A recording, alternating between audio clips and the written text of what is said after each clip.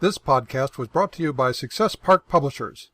From Mystic India to modern self-help gurus, the world is what you think it is. Visit blog.successparkpublishers.com for books and materials which help your dreams become reality.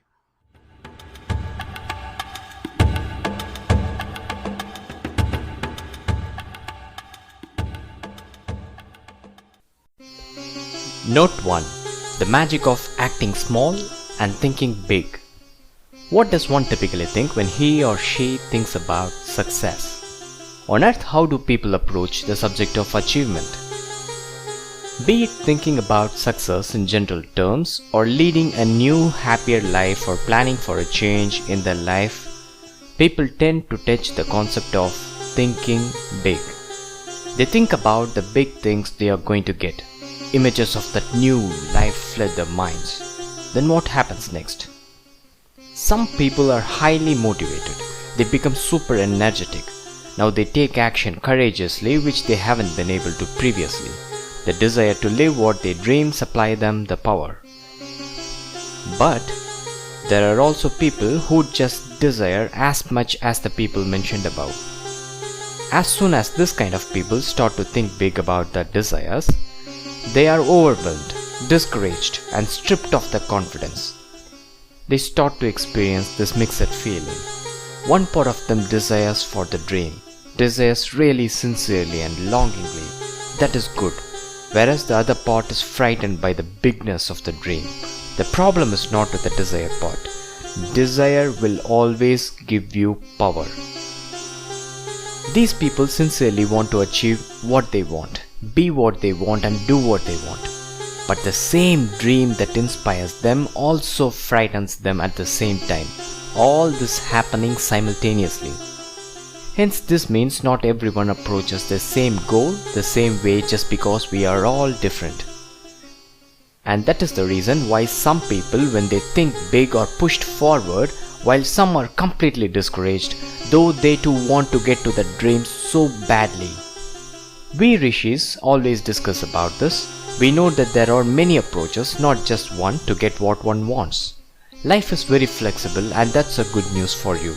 You can mold it with what works for you with all your personal touch in it. People tend to dismiss their dream as something beyond their reach just because when they think about their dream, though they want to realize their dream, they are flooded with this feeling of powerlessness that arises from thinking big. Like I said, some people are motivated by thinking big dreams and are empowered to take action. For these people, think big works perfectly. Their mental conditioning is compatible with thinking big. Why are the second category of people discouraged? Because normally they are discouraged when they think about the big steps they have to take to realize those big dreams. Here they are not demotivated by the big desire. They love their dreams. But they are frightened by the huge steps they need to be taking, the new person they have to become, the new ways they have to act, the new habits they have to develop, the new people they have to meet, etc. They are now going to do something new, a change, and hence they tend to step back and start losing confidence. Somehow these people associate big steps with thinking big. They think that everything must happen big. They are worried because they don't match the size of their dreams. They are not big enough, so they think. They have this wrong idea that they have to be too good for their dreams when they start, not realizing they don't have to. This idea that you have to have it all before you start is the cause of death of many dreams. So the ones who rob you of your big dream are: number 1, lack of self-belief, and number 2, fear to face different new worlds that you have to experience in your evolution process that will lead you to your dream. There are still some people, you wouldn't believe me, who are not at all inspired by big dreams. They are inspired to live life on smaller terms. They don't want to go big. They are not inspired by bigness. Somehow it never appeals to them. We can even say they desire small achievements over big ones. They are also fully content with their life. As long as their needs are met, they are happy. So, people come in all types. Even when you think big, the truth is, when you start on your dreams, you will not be a match for it. You wouldn't have grown to that level yet. You will be little in front of your grand ideal life. Exactly at this point, people get carried away. They think they can never make it just because they are small in comparison to what they are dreaming. They tend to tie their smallness now to their capacity. They decide whether they can reach their dream or not, keeping in mind their present level. They are afraid of the change because they do not want to taste new territories. Why? Because they don't believe they can manage to live successfully to be that new person who keeps changing to match the dream. So they misunderstand they are not fit for the dream. They feel worthless. Hence they never take the next step. The dream either goes to sleep in this stage inside them, or they completely give up on the dream and drift through life, or choose some other smaller dream that is not to their liking at all. They are defeated at the mental level even before they start. Does a seed get discouraged because it is small now and think it is not a match for the mighty oak tree it desires to grow? The Sutra. A seed is not afraid because it seems to know it doesn't have to be as big as the tree it will be one day.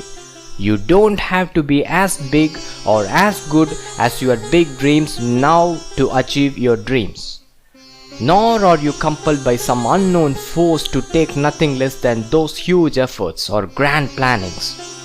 Small efforts, small acts, small mental changes, small plans, small endeavors, small progresses, etc. are what you need to break that thinking big barrier. These small soldiers will give you the confidence increasingly as you sail through your days. Think big in the long term, think small for the now, and act small to achieve the immediate small milestones you have set for yourself. Your desire flows from those big dreams, so take the time once or more a day to reflect on your big dream. This is the fuel that will take you places. People do this part right. The first category of people have no problem in thinking big on their dreams. The second crucial part is this.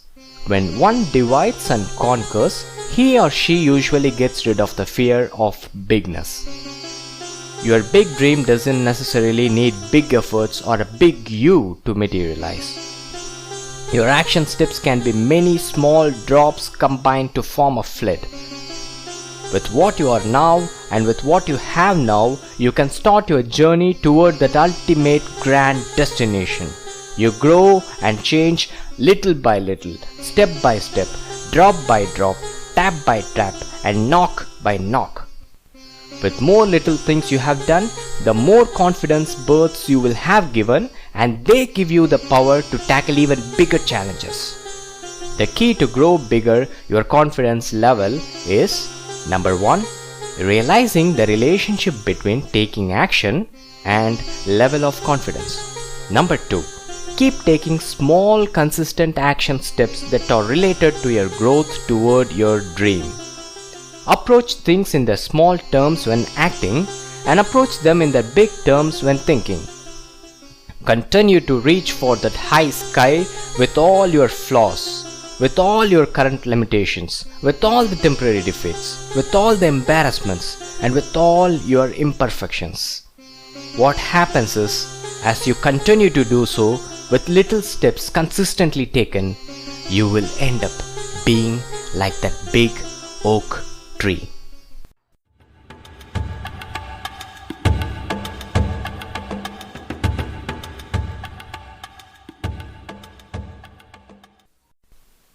Thanks for listening to this podcast. If you like what you heard, please leave a rating on iTunes or wherever you found this. Visit blog.successparkpublishers.com for books and materials which help your dreams become reality.